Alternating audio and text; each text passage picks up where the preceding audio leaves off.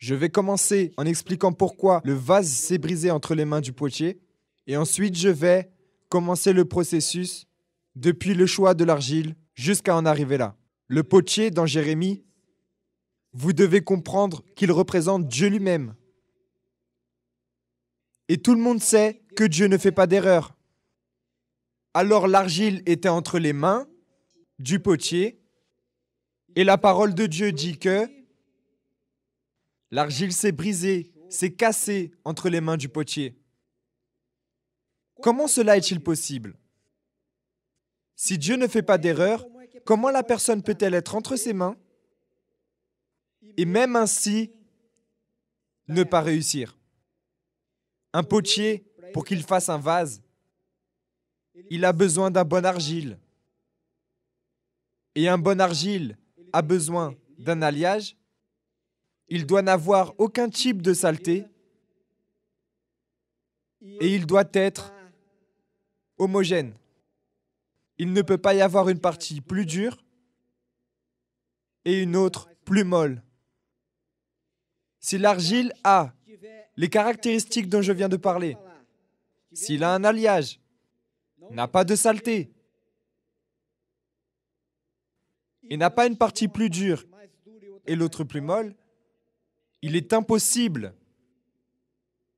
qu'il se brise entre les mains du potier. Si le vase se brise entre les mains du potier, c'est de la faute de l'argile et non celle du potier. Autrement dit, si quelque chose va mal dans ma vie et je suis entre les mains du potier, ce n'est pas de la faute de Dieu, c'est la mienne. Je dois voir qu'est-ce qui ne va pas dans ma vie. Car le potier ne fait pas d'erreur. Le potier ne fait pas d'erreur. Dans le sens de se briser entre ses mains, non. Qui fut le premier potier? Bon, le premier potier, c'est Dieu, qui a commencé en créant l'homme de la terre. Et c'est intéressant que nous utilisions de l'eau. Et Dieu a créé l'homme de la poussière de la terre sans avoir besoin d'eau, parce qu'il est lui-même l'eau de la vie. Lorsque l'argile est bon, alors il est facile de le travailler. Lorsque l'argile est bon, le potier ne trouve pas de difficulté pour le travailler. Maintenant, lorsqu'il y a la moindre saleté, le potier commence à avoir des difficultés pour travailler, car le potier doit retirer la saleté pour pouvoir travailler. Alors, pour commencer, le potier doit d'abord choisir l'argile. Et ce n'est pas toujours que le potier réussit à trouver un argile bien propre, un bon argile, pour qu'il puisse travailler. Mais il emmène cette argile malgré tout. Parce que même si l'argile est sale, le potier va travailler sur cette argile et va en faire un argile propre. Ça va prendre un peu plus de temps, mais il va travailler pour nettoyer cette argile pour ensuite pouvoir en faire un vase.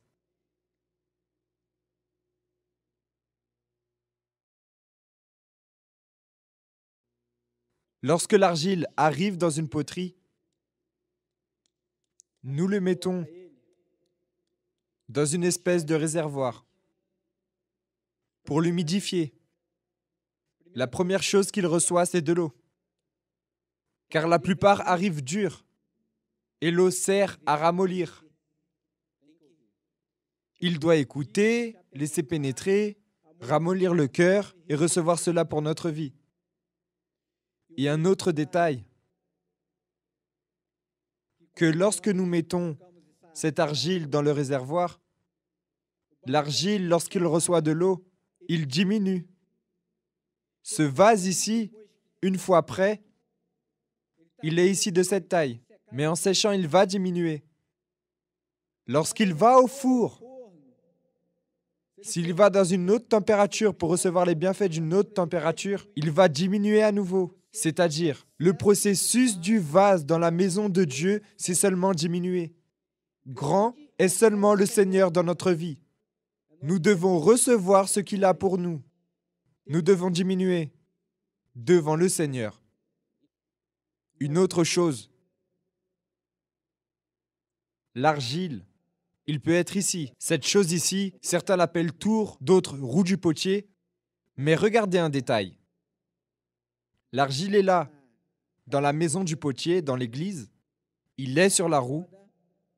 Il est entre mes mains, moi qui suis potier.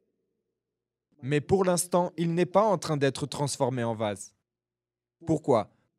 Parce que pour qu'il soit transformé en vase, il doit être en mouvement. S'il commence à se mettre en mouvement, là, je commence, regardez, à travailler en lui, à travailler sur lui. Un argile qui n'est pas en mouvement, il n'y aura pas de vase. Vous voyez pourquoi nous devons exercer la foi? Pourquoi nous vivons de foi en foi? De foi en foi. Nous ne vivons pas d'émotion en émotion. Nous vivons de foi en foi, en mouvement. Une autre chose, l'argile doit être à la disposition du potier. L'argile ne choisit pas ce qu'il veut être. Il ne réclame pas, ne réclame pas, ne réclame pas. J'ai fait ce petit vase ici. Normalement, c'est pour y mettre des fleurs. Ici, encore un autre pour y mettre des fleurs ou pour décorer les meubles. Mais si je veux l'utiliser pour y mettre de l'eau, si je veux faire de celui-là un abat-jour, c'est moi qui vais choisir. L'argile ne choisit pas qu'est-ce qu'il veut être. Alors, qu'est-ce que je veux dire à travers cela? C'est Dieu qui sait quel est le meilleur pour ma vie. Dieu sait ce qui est le meilleur pour votre vie. Vous devez juste chercher à écouter la parole de Dieu, voir comment Dieu vous oriente et prendre possession de cette parole et la mettre en pratique. Car c'est le potier qui décide ce que vous allez être. Ce n'est pas vous.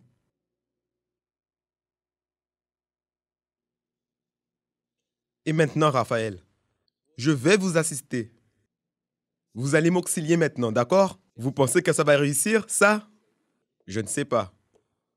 Allons-y, on va voir. C'est correct? Mais là, ce n'est pas au milieu. Prenez-le juste et mettez-le au milieu. Et comment je le déplace? Il faut vous mouiller les mains. Merci.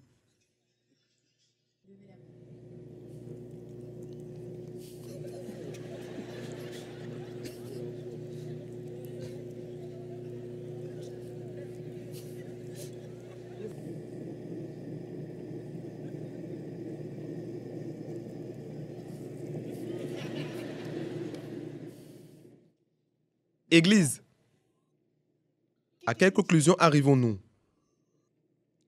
Que vous ne pouvez pas remettre votre vie dans la main de n'importe qui. Vous ne pouvez pas mettre votre vie entre les mains de votre mari, de votre père, de votre mère, de l'enfant. Vous ne pouvez pas mettre votre vie, confier votre vie entre les mains de personne. Ça ne va pas marcher. Ça ne va pas marcher. Parfois, la personne abandonne la foi parce qu'elle s'occupe de son enfant. Elle abandonne la foi pour prendre soin de son mariage, de sa famille, pensant qu'elle est en train de faire ce qui est correct. En remettant sa vie entre les mains de quelqu'un. Ça ne va pas marcher. Ça doit être qui? Ça doit être qui? Ça doit être le potier. Pour que ça marche,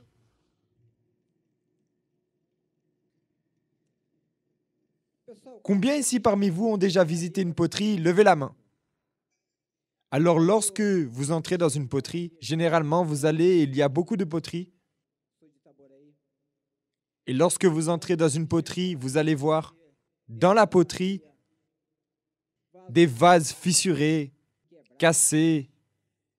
Vous allez voir quelques saletés dans la poterie. La poterie, généralement, ce n'est pas quelque chose de propre. Mais à l'intérieur de la poterie, il y a le potier. Et le potier a la capacité de prendre un vase qui est cassé, qui est abîmé, et il travaille sur ce vase et le transforme en autre vase. Ce que je veux dire par là, c'est que je vois souvent des personnes dire comme cela. Ah, je ne vais pas à l'église parce que là-bas parce qu'il y a beaucoup de saleté. Mais il n'y a pas d'autre issue, non. À l'église, vous pouvez même trouver des choses de ce genre. Mais à l'intérieur de l'église, il y a le potier. C'est dans l'église que le potier des potiers va transformer notre vie, Il est inutile d'être hors de la poterie. Qui a déjà vu un potier faire des vases au milieu de la rue? Vous avez déjà vu? Qui a vu? Je crois que personne, hein? Le potier ne travaille pas au milieu de la rue. Le potier travaille dans la poterie. C'est-à-dire, vous voulez que Dieu travaille dans votre vie, vous devez être ici. Vous devez être à l'église. Parce que c'est ici que le potier va travailler dans votre vie. Cette argile ici, je vais devoir l'ouvrir.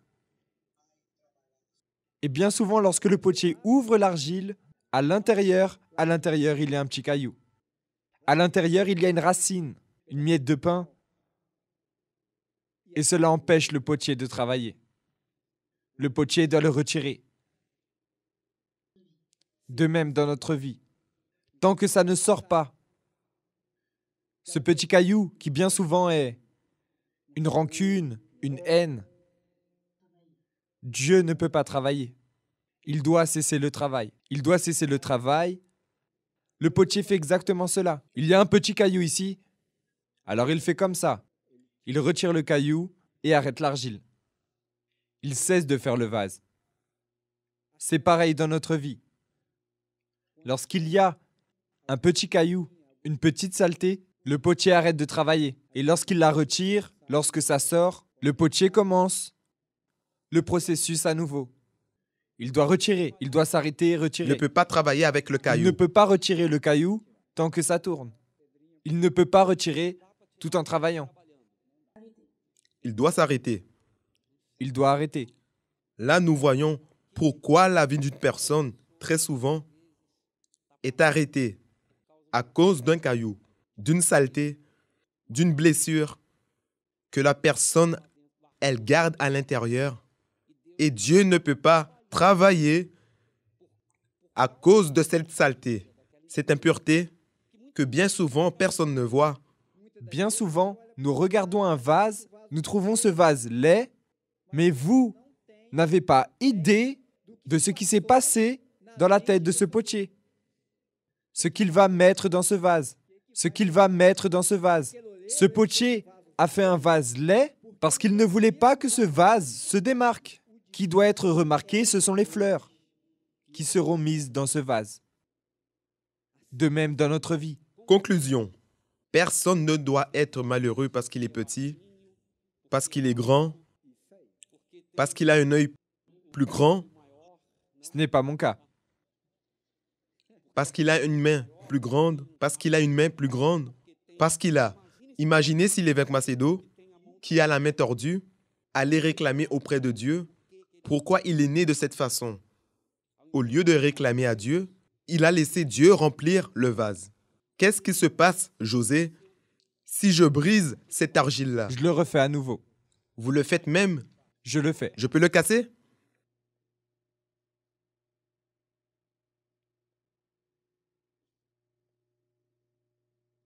Je le casse même, hein?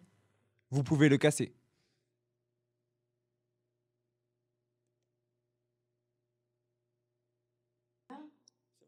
Vous allez prendre cela. Il y a un moyen pour ce vase. Il y a moyen. Vous voulez que je fasse un autre vase différent ou je fais le même vase? Le même vase. Même vase. Alors je vais faire le même vase. Brise ma vie et refais-la de nouveau. Le vase n'est pas encore prêt, non. Il revient d'abord ici, il revient encore ici pour donner une finition. Et ensuite, il va pour la partie du séchage. Il a besoin de sécher. C'est dans le séchage qu'il diminue, comme j'ai dit que vous-même. Et là, nous le mettons sur le sol. Et vous savez que certains vases ne supportent ni même la chaleur du soleil. Ils se fissurent. D'autres réussissent à passer par la chaleur du soleil. Cependant, lorsqu'ils arrivent dans le four, là où se trouve vraiment l'épreuve finale, certains ne résistent pas non plus. Ils se fissurent. Ainsi est notre vie. De même pour notre vie. Un vase, sans aller dans le four, ne sert à rien. Vous voyez, Église,